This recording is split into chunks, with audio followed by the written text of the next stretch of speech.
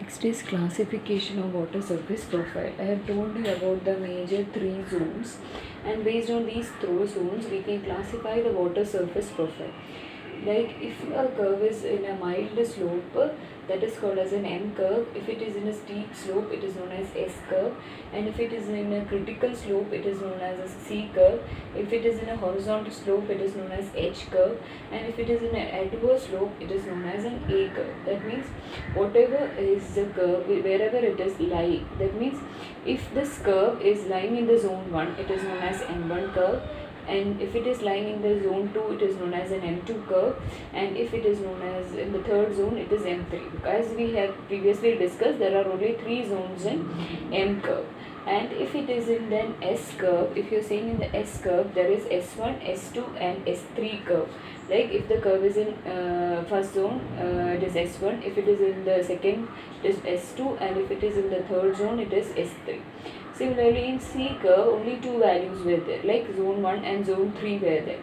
So there will be only 2 curves in C, that is C1 and C3, and in H curve it will be H2 and H3. 2 values are only there.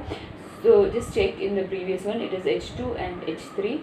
And next is A curve. A curve means there are 2 values, that is A2 and A3, right? So these are the conditions, these are the curves occurring based on the zones.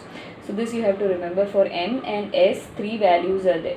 For C, C1 and C3, and for H, H2 and H3, and for A, it is A2 and A3. You can remember in this way. H means H2, H3, A means A2, A3, and in C, only C1 and C3 are there.